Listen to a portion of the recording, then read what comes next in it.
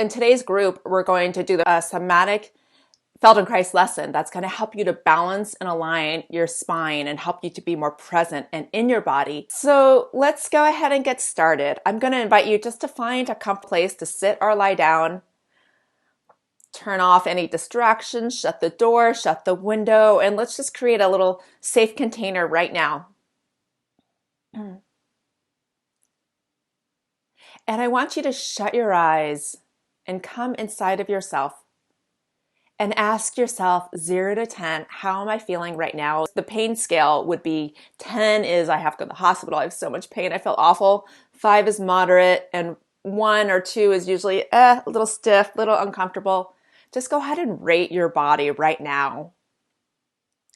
And notice where in your body you're feeling discomfort and maybe where in your body you're holding some tension. Take a few deep breaths and come into your body.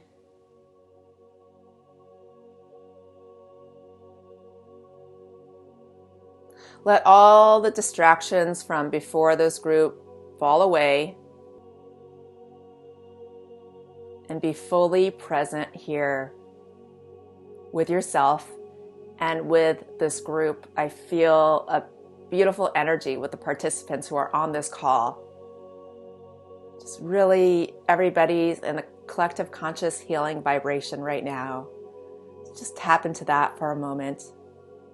As we heal ourselves, we increase the consciousness in the world around us.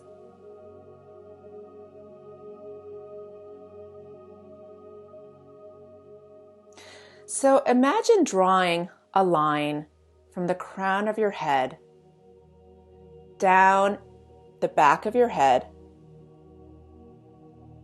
down your neck, and I want you to imagine that with your finger you are tracing vertebra by vertebra from the top of your head down your spine. And I want you to notice if certain vertebra feels more angled to the right or more off balance. All of us have some sort of asymmetry in our posture and in our spine. So go by vertebra and just notice where feels the most turned, which vertebra feel more turned, which vertebra feel more pushed back, like backwards. Especially as we get to the area between the shoulder blades, there's often sort of a hunchback occurring, and so people's back sometimes comes out more around that area. And then as we get to the area below the scapulas, it sometimes comes inward, and just notice how much inward it comes, your vertebra. Just notice right now what the shape of your spine is. And notice where in your body your breath is.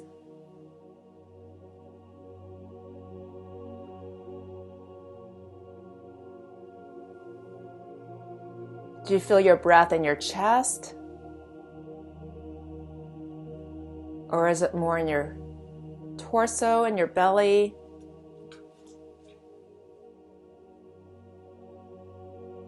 Is it in your legs? Breath in your legs? Well, it's possible. Notice how much of your breath is in your back.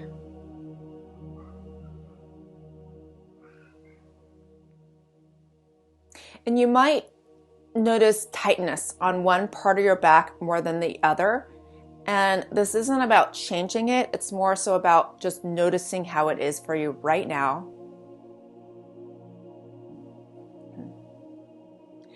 And come up to your face and your jaw and notice if you're holding on to any muscles in your jaw. Are your teeth held together, or is there a slight gap between them?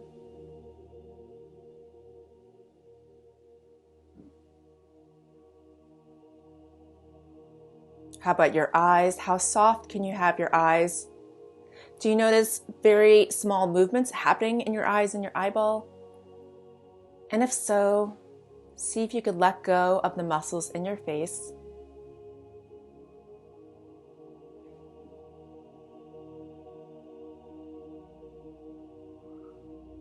And notice if your shoulders are turned more to the right or more to the left, or are they in the center? So if you were going to turn around in a circle, which way would it be easier for your shoulders to turn? More to the right or more to the left? You could actually try it just a little bit, turning your shoulders a tiny bit to the right and a tiny bit to the left. And most of us have preferences. So a preferred side. And notice where your nose is in relationship to your chin and in relationship to your sternum. Is your nose more to the right, or is it more to the left, or is it in the middle? Very few people have their noses in the middle, and if you do, that's amazing. Most of us really don't have our head over our shoulders at all. Notice where the top of your head is in relationship to your neck and your sternum and chest.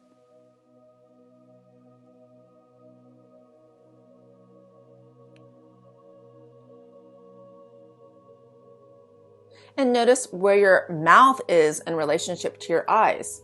Is your mouth more to one side than the other? This is probably a question you've never asked yourself. Yet even our mouth and the way we speak and the way we chew has preferences. And if you're like me, I'm super right-handed. And so I overuse every part of my right side, even my jaw. So just notice what that is like for you.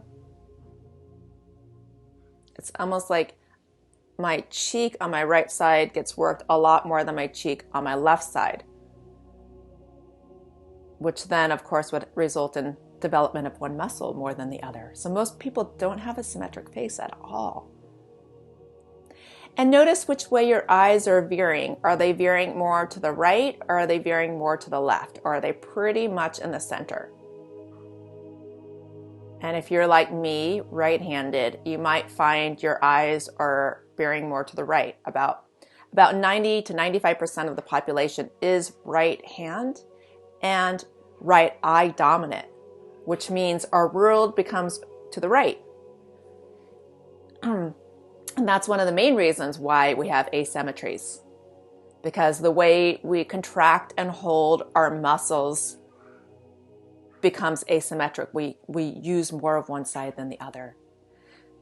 So in a moment, we're going to do a mini lesson to help you to regain your balance and your spinal alignment.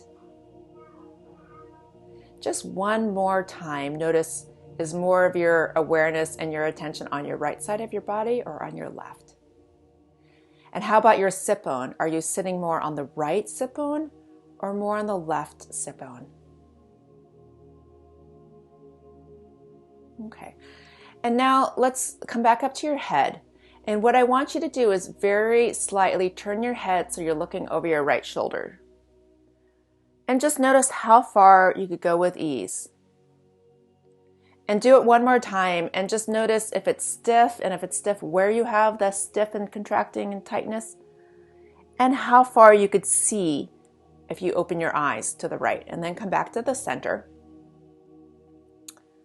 And now I want you to do the same thing to the left. So I want you to look over your left shoulder and notice how far you could turn to the left. And I guarantee most people have one side that's easier to turn than the other. So do that one more time to the left and notice how far you could turn, how easy it is. Now don't push the turn. You just want to go to the point of ease. And notice what you could see. How far is your peripheral vision as you look to the left? Come back to the center. And now notice when you did that rotating, did you move your sternum and midsection, or was it all head? There's no right or wrong way to do it, but I'm going to ask you to do that same thing one more time, and I want you to just move your head and not include your sternum area. So go ahead and look over your right shoulder, and then come back to the center and look over your left shoulder. And you could actually even put your hand here on your sternum and feel if you feel any movement happening in this area. So we want to train this area to actually move along with the head rotation, because that will take the work off of our head. Now, Let's do one more experiment. And what I want you to do is focus on your shoulders. And I want you to keep your head where it is. And now just take your shoulders once to the right as if you were turning over to the right. But do this without your head, just your shoulders. Great. And just notice how easy that was. And of course, you can't go very far because those vertebrae are not made to turn without the help of the cervical and the lumbar vertebra. And then rotate once to the left with your shoulders. And most likely you'll have a preference. One way will be easier than the other way. So go ahead and do that one more time to the left and figure out how easy that is compared to the right. And then come back to the center and take a brief pause and a breath. Teaching our bodies to be wiser. Now, I want you to take your shoulders and your head together and look over the right shoulder. So go ahead and look over the right shoulder and then come back to the center and do it once to the left. So now I want you to look over your left shoulder. So go once to the right and once to the left with your head and your shoulders. Now, most likely, if you're like me, you'll find one way easier to go than the other. So in a moment, we're going to balance both sides. And one last thing, now I want you to look over your right shoulder using your head and your shoulder and your torso and just see how easy you could turn and see to what point you notice as you turn without effort, just staying in the range of comfort. And then do the same thing to the left and notice how far and how much of this part moves with you. Okay, come back to the middle and take a brief pause.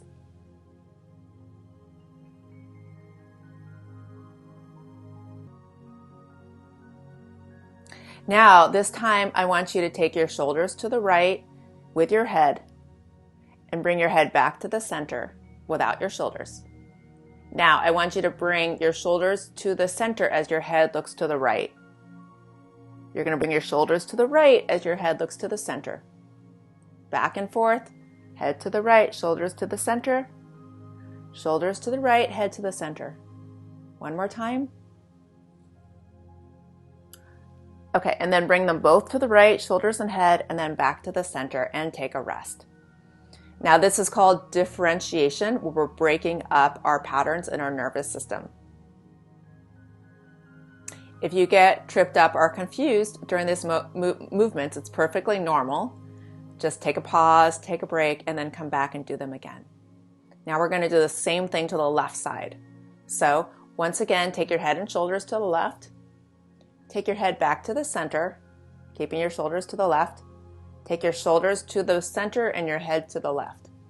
Take your head to the center and your shoulders to the left. Take your shoulders to the center and your head to the left. Go nice and slow 2 more times. And then bring everything to the left, and then back to the center and take a pause.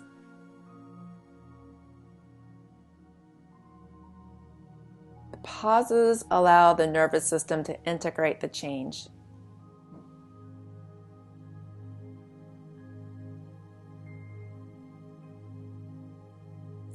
And then once again, let's turn to the right and turn to the left and see if it's getting a little bit easier. Okay, great. So now we're going to work a little bit with the eyes. And we're going to go opposite, just like we did the head and the shoulders. So go nice and slow. I want you to take your eyes to the right, keeping your head in the center. As you bring your eyes back to the center, take your head to the right. Take your eyes to the right, head to the center. Head to the right, eyes to the center. Go a few more times. Okay, take both your eyes and your head to the right. Bring them both back to the center and take a rest. Now, one thing I want to tell you about your eyes is it's super easy to overuse your eyes, especially already if you're in the pattern of We hold fear, we hold trauma in our eyes. So if it's already in the pattern of being like contracted and overused, then it's super, you want to be super cautious with how much you're using your eyes. Soften your eyes. Do less. Create a space of softness and darkness in your eyes right now. And we're going to do the same thing to the left. So before we actually do it, I actually want you to think through it. So I don't want you to actually do it. I want you to just think through the movement. I'm going to talk you through it. Take your eyes to the left in your imagination. In your imagination, bring your eyes back to the center and your head to the left. In your imagination, bring your head to the center and your eyes to the left. In your imagination, bring your eyes to the center and your head to the left. Do it one more time. Okay. Come back to the center with your eyes and your head in your imagination. Now we're going to do it for real. Okay? So I want you to start with taking your eyes to the left. As you bring your eyes back to the center, take your head to the left. As you bring your head to the center, take your eyes to the left. As you bring your eyes to the center, head to the left. Go a few more times at your own pace.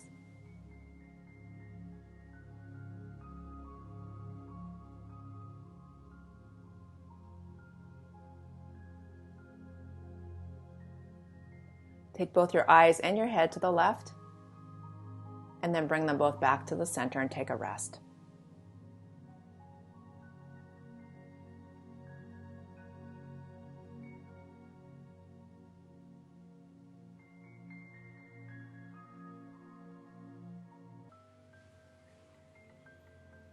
Keep taking a few deep breaths.